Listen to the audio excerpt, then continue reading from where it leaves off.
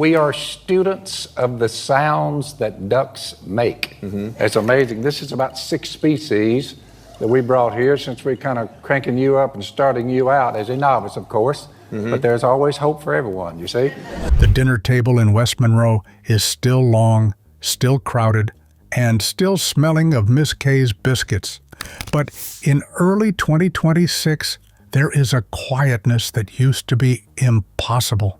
Phil Robertson's chair sits at the head, empty and polished. We all know he was the swamp-dwelling patriarch who turned a wooden duck call into a global empire. Now, he's gone. He left behind millions, but for the Robertson clan, the real inheritance is far more taxing than the money. The simple math of a swamp king. Phil Robertson was a walking contradiction in a camouflage jacket. By the time he passed away in 2025, his personal net worth was estimated at a cool $10 million. That sounds like a lot until you look at the shadow it casts. The brand he whittled out of a piece of cedar in 1972, Duck Commander, had ballooned into a merchandising empire worth roughly $400 million. In the world of high finance, Phil was a titan. In the world of West Monroe, he was still just a man who preferred the smell of swamp water to the scent of expensive cologne. This massive gap between his bank account and his boots is exactly why the inheritance is hitting his family so hard today. It is a fortune built on the back of a man who didn't actually want the money.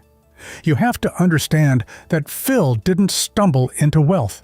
He ran away from it first. In the late 60s, he was the starting quarterback for Louisiana Tech, playing ahead of future NFL legend Terry Bradshaw. When the pros came calling, Phil famously told them to keep their millions. He'd rather chase ducks than a football. He chose a life of commercial fishing and teaching, living in a trailer and making just enough to keep Miss K and their 4 boys fed. When he finally patented his first duck call, he spent 25 years selling them out of a Tupperware container. The fortune wasn't a goal. It was a byproduct of a man who just wanted to be left alone in the woods. When the A&E cameras showed up and turned Duck Dynasty into a global phenomenon, the cash started flowing in like a flash flood. But Phil didn't change. He still wore the same raggedy clothes. He still drove the same muddy trucks. He didn't buy a mansion in Beverly Hills. He stayed on his land in the Louisiana dirt. This created a unique financial reality for his heirs in 2026. They aren't just inheriting stocks and real estate. They are inheriting the responsibility of a brand that represents a man who lived like a pauper while earning like a king. The math is simple. Phil left behind a mountain of wealth that he almost never touched. For Willie and Jace, looking at the books now is a bittersweet experience. They see the royalty checks from reruns and the steady sales of those $400 million worth of shirts, hats, and calls. But they also see a father who didn't care about any of it. It's hard to reconcile the giant numbers on a spreadsheet with the memory of a man who was happiest when he was covered in mud and cleaning a limit of mallards. The fortune is a constant reminder of what they've lost. Every time they sign a business deal or check a bank balance, they are hit with the reality that the guy who started it all isn't there to tell them it doesn't matter. In the end, Phil's financial legacy is a heavy crown. He left the family with enough money to last 10 lifetimes, but he also left them with the realization that none of it brought him more joy than a simple sunrise over the water. That is the part that brings the tears. It's the irony of having everything and realizing the man you loved most proved you didn't need any of it. The Robertson family isn't crying because they are rich. They are crying because the money is a poor substitute for the voice that used to command the swamp. The heavy ledger of the business is one thing, but the true emotional center of this inheritance rests in the hands of the woman who was there before the first dollar ever arrived. The unashamed ledger, what Miss K kept. Miss K. Robertson has always been the glue, the cook, and the soft heart of the family. In 2026, she finds herself the guardian of a different kind of treasure. While the world looks at the Robertson fortune through the lens of fee contracts and retail sales, Kay looks at it through the dirt and the trees. Phil left her the deed to over 1,000 acres of prime Louisiana timberland, a stretch of earth that represents every struggle they endured before the cameras arrived. For Kay, this isn't real estate. It's a map of her life. Every clearing in those woods holds a memory of a time when they had nothing but each other and a few boxes of shotgun shells. The tears come frequently now because the land is too quiet. Phil's fortune was never meant to be sat on or traded like a stock. It was meant to be lived in. Kay still walks the perimeter of the property, seeing the spots where Phil taught the boys to hunt and where they prayed when the bills were long and the bank account was short. There is a specific kind of grief in inheriting a vast kingdom when the king is no longer there to walk the grounds with you. To the public, Kay is a wealthy widow. To herself, she is a woman sitting on a gold mine that she would give back in a heartbeat, just to hear the screen door slam one more time. The financial transition has been handled with the kind of grace you'd expect from the Robertsons, but the emotional transition is a different story. Kay has spent a lifetime making sure everyone else was fed and happy. Now, she is the one holding the keys to an estate that demands attention. There are taxes to be paid, land to be managed, and a legacy to protect. It's a lot of pressure for a woman who spent most of her life just trying to make sure the squirrel gravy was hot. The ledger she keeps isn't one of debits and credits, it's one of missed moments and the weight of a name that has become a global brand. She often tells the grandkids that the money is just green paper if it doesn't have a soul behind it. In 2026, the soul of the Robertson fortune feels a little more fragile. Kay has become the protector of Phil's simplicity. She's the one who makes sure the family doesn't get too caught up in the numbers or the fame that the inheritance brings. She reminds them that Phil's real fortune was his faith and his family. The rest was just noise, but the noise is loud when you're sitting on $10 million in personal assets and a business worth hundreds of millions more. It's a heavy burden to carry when your heart is still in the 70s, back when life was simple and the only fortune you had was a warm bed and a full table. Watching the family navigate this new reality is what makes Kay cry the most. She sees her sons and daughters-in-law trying to honor Phil's memory while managing the massive machine he created. She sees the weight of the crown on Willie's shoulders and the quiet contemplation in Jace's eyes. The money is there, but it's a constant reminder of the hole Phil left behind. For Kay, the unashamed ledger is a testament to a life well lived, but it's also a lonely one. The fortune makes the family cry because it's a physical manifestation of a man they can no longer touch, a ghost in the machine of a multi-million-dollar empire. While Kay holds the heart of the estate, the heavy lifting of keeping the empire afloat falls to the son who transformed a backyard hobby into a corporate juggernaut. Willie's weighty inheritance. Willie Robertson was always the bridge between the swamp and the boardroom. If Phil was the soul of Duck Commander, Willie was the engine. In 2026, that engine is running on a mixture of high-octane business strategy and raw, unfiltered grief. As the CEO, Willie didn't just inherit a bank account. He inherited a global identity that is inextricably linked to his father's face. Every time he walks into the office in West Monroe, he's met with the gaze of a man who didn't care for suits, but ended up making them for everyone else. The fortune Phil left behind is a massive, complex machine, and Willie is the one tasked with making sure it doesn't lose its way without its founder. The specific challenge Willie faces now is the Phil-sized hole in the brand. In the year following Phil's passing, Willie has had to navigate the delicate balance of monetizing a legacy while mourning a father. It's a job that makes him cry behind closed doors. There is a profound weight in managing a $400 million empire when the person who started it would have been just as happy if it had never grown past the backyard shed. Willie often finds himself looking at spreadsheets and then looking at the woods, wondering if he's doing right by the man who taught him how to call a mallard before he taught him how to read a profit and loss statement. The business pivots in early 2026 have been intentional and sharp. Willie has doubled down on Phil's low-tech vision even as the world moves toward AI and automation. He's investing heavily in traditional manufacturing and conservation efforts, trying to anchor the fortune in the dirt Phil loved so much. This isn't just a smart business move. It's a tribute. But every board meeting and every new product launch is a reminder of the empty chair.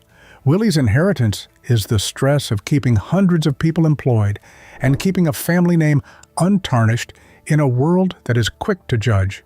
The money is there, more than they could ever spend, but the cost of maintaining it is a constant emotional tax. He's also dealing with the reality of being the financial son. While his brothers can retreat into their own projects or the quiet of the woods, Willie has to be the face. He has to handle the lawyers, the estate planners, and the massive tax implications of a multi-million-dollar inheritance. He's the one who sees the literal cost of Phil's life work. It's a lonely position to be in. Sometimes the pressure of the Robertson fortune feels less like a gift and more like a debt he's constantly trying to repay to his father's memory. He's rich by every standard of the word, but in the quiet moments of 2026, he'd trade the entire CEO title for one more argument with Phil about how to properly prune a tree. The tears come when the business succeeds. It's the ultimate irony of Willie's life. Every time Duck Commander hits a new milestone or a new retail partnership is signed, it's a victory for the brand Phil started. But it's also a milestone Phil isn't here to see. Willie is carrying the torch through a dark woods, and while the torch is made of gold, it's still heavy, and the path is still lonely. He's the guardian of a fortune that makes the family cry because it's a constant, shining reminder of the man who isn't there to share the win. The burden of the brand is heavy for the sons, but for the next generation, the inheritance has taken on a surprisingly digital and spiritual life of its own. The secret trust. While Willie manages the warehouses and the ledgers, the next generation is inheriting something far more volatile, a digital pulpit. Sadie Robertson Huff has become the unintentional face of the family's modern fortune. In 2026, the wealth Phil left behind isn't just sitting in a vault. Much of it was structured into trusts designed to fuel the family's expanding ministry work. For Sadie, the inheritance wasn't a check to buy a faster car, it was a mandate to keep a light burning in a world that feels increasingly dark.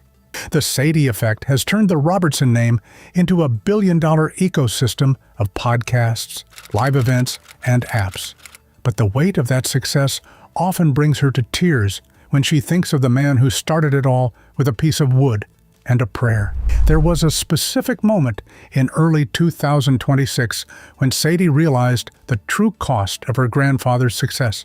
She was looking through old footage for a project when she saw Phil, young and unpolished, talking about how he didn't want his kids to ever worry about a meal. He had succeeded beyond his wildest dreams, but that success created a platform that Sadie now has to stand on every single day. The fortune is a megaphone. It allows her to reach millions, but it also means her grief is public property. When she cries for her pop-pop, she does it knowing that a global audience is watching the heiress of the Duck Dynasty. It's a strange, gilded cage that makes the money feel secondary to the mission. The trusts Phil set up were specifically designed to support the grandkids' various ventures, provided they stayed true to the low-tech, high-faith roots of the clan. This means Sadie and her siblings aren't just managing money, they are managing a moral compass. In 2026, the digital space is a billion-dollar frontier for the Robertsons. Sadie's live original brand has become a cornerstone of the family's financial stability, moving them away from being just the duck people to being a lifestyle powerhouse. But every time she launches a new initiative or signs a major deal, she feels the tug of Phil's simplicity. The fortune is a tool, but she's constantly checking to see if she's using it the way he would have wanted. The emotional inheritance for the younger Robertsons is the pressure of perfection.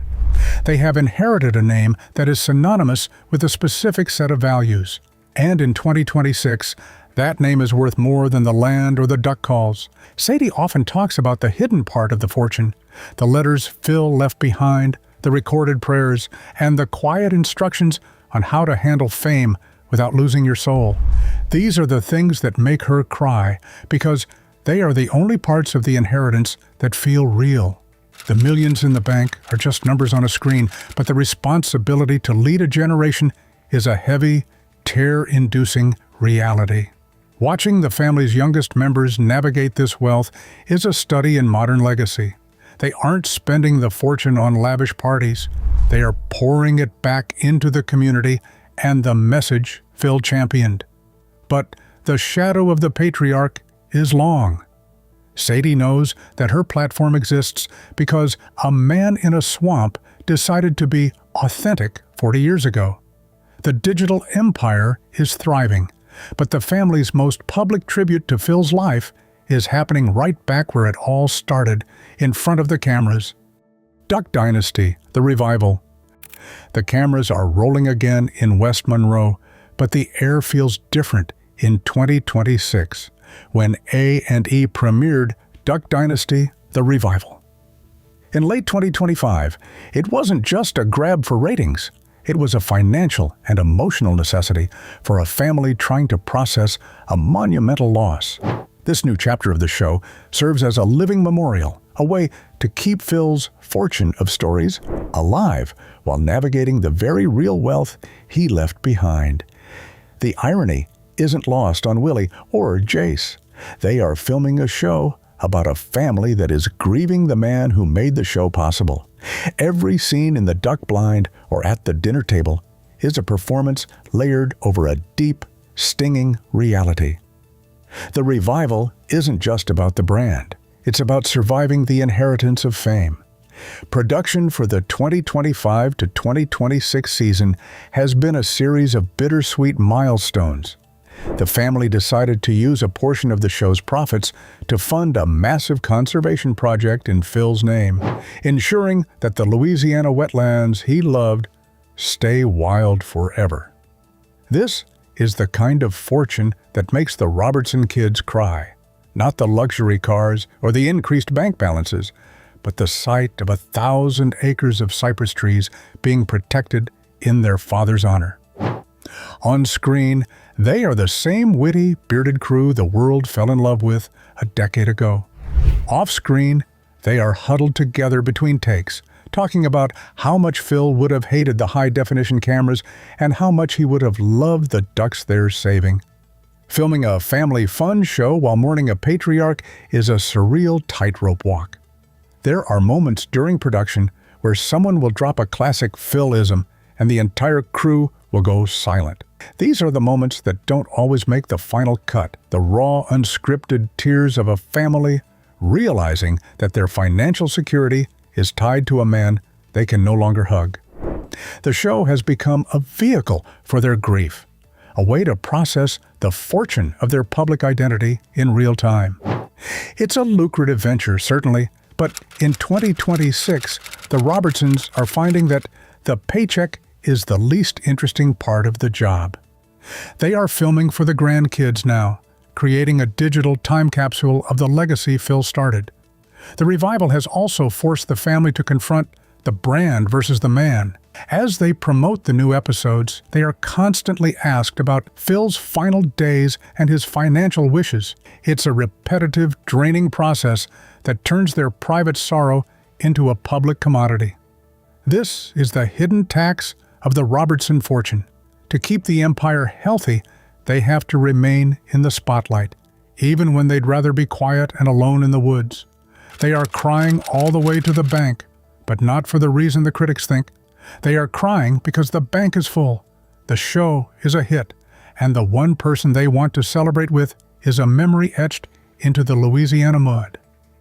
As the season winds down in early 2026, the family is leaning on each other more than ever. The show has provided a structure for their mourning, a reason to gather and remember, but the fortune of the revival is a heavy one. It's a constant reminder that the world still wants a piece of the Robertson magic, even without the magician. The family has embraced the challenge, turning the show into a tribute that honors Phil's low-tech soul while utilizing the high-tech reality of their modern wealth. The cameras will eventually stop, and the bank accounts will continue to grow.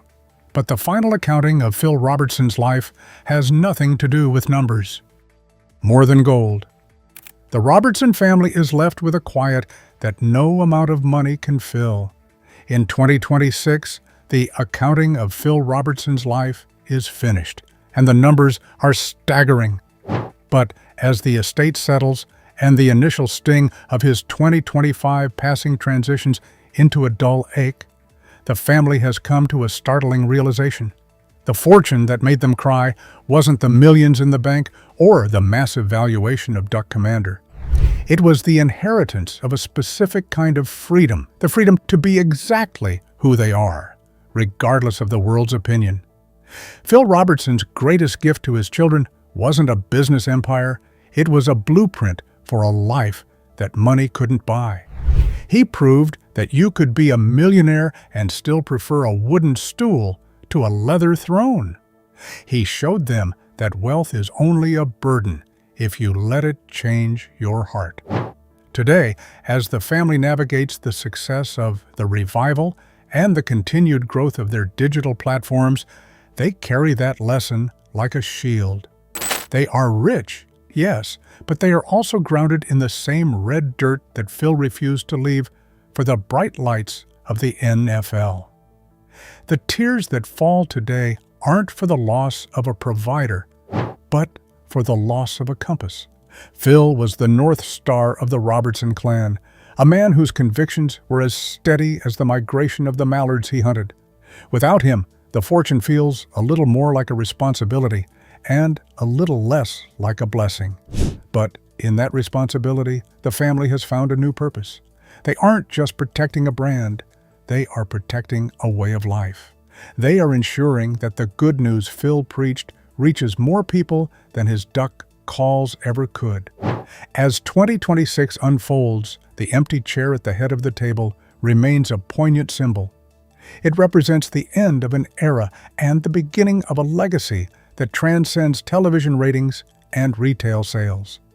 The Robertson fortune is a massive, tangible thing, but its true value is found in the stories told around that table and the faith that keeps them all together. They would trade every cent of the $400 million brand just to hear Phil's gravelly voice one more time. But they know that isn't how the story goes. Instead, they take the gold he left behind and turn it into something that matters. The empty chair isn't really empty, it's just waiting for the next generation to step up. The property lines in the dirt. While the legal world in 2026 focuses on the formal distribution of Phil Robertson's $10 million estate and the massive corporate shares of Duck Commander, there is another will that the family holds much closer to their hearts. It's one that was never drafted in a law office. Years ago, in a moment that became lore within the family, Phil decided he wanted to settle his affairs the old way. He marched his sons out into the humidity of the Louisiana swamp, not with a lawyer, but with a mental map of the mud and the trees. He wanted to show them exactly where the property lines were, not so they could sell the land, but so they would know exactly what they were responsible for protecting. This informal ceremony has become a source of immense emotion for the Robertson boys in the wake of Phil's 2025 passing. Jace and Willie often recall how Phil dismissed the idea of putting it on paper, famously grumbling that a man's word should be enough. In 2026, those property lines have become sacred. They aren't just boundaries of ownership, they are the physical markers of their father's presence. The family cries when they reach the edge of the timberland, because they can still hear Phil's voice telling them, which oak tree marked the turn and which slough was the best for early morning mallards. The fortune in this case isn't the acreage itself. It's the memory of the man who stood in the dirt and told them that the land was only theirs to borrow from God. The transition of the physical estate has been a logistical puzzle for the family, but the emotional weight is what truly drains them. Phil's riverside home, a modest 2,400 square foot house valued at just a fraction of his worth, remains exactly as he left it. Miss Kay still sits at the table where the Unashamed podcast was born, surrounded by the vintage knickknacks and the simple tile flooring that Phil refused to upgrade. For the kids, walking into that house is like stepping into a time capsule of their father's stubbornness. The fortune is everywhere, but it's disguised as humble living. They find themselves weeping over the most mundane things, a pair of worn-out boots in the mudroom, or the specific way Phil's Bible is marked up with notes in the margins.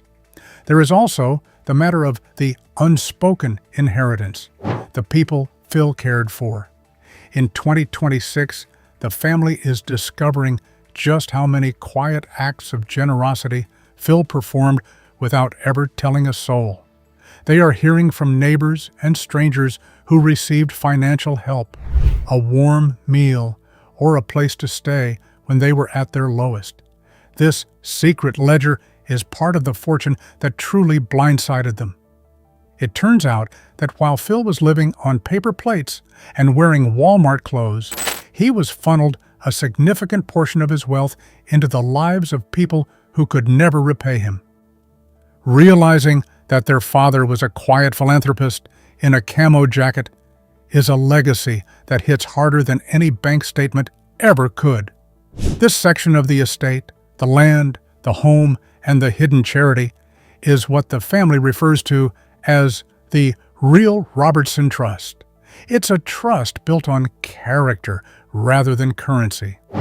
Willie, as the CEO, handles the millions, but Jace and Al often find themselves managing the spirit of the homestead. They are the ones ensuring the fences stay up and the blind is ready for the season, just as Phil instructed during those long walks in the swamp. The money is a tool they use to keep the machine running, but the dirt under their fingernails is the part of the inheritance that makes them feel connected to the man they lost. The tears come when they realize that the most valuable thing Phil left wasn't the title to the company, but the map of how to be a man. He showed them how to own the land without letting the land own them. In 2026, as they stand on those property lines he pointed out years ago, the Robertson sons aren't looking at their net worth. In the final tally, Phil Robertson didn't just leave his family a fortune. He left them a future. He gave them the resources to change their world and the values to make sure they didn't lose themselves in the process. The family cries because they miss the man, but they smile because they know the man won. He lived his life on his own terms and left his family with a treasure that rust can't touch and thieves can't steal. The duck calls will keep blowing, the cameras will keep rolling, and the Robertson name will endure. Phil is gone, but the fortune he left behind is exactly what he intended it to be, a foundation for the people he loved most. Subscribe to the channel if you want to keep up with famous and classic people's lives and legacy. Catch you in the next.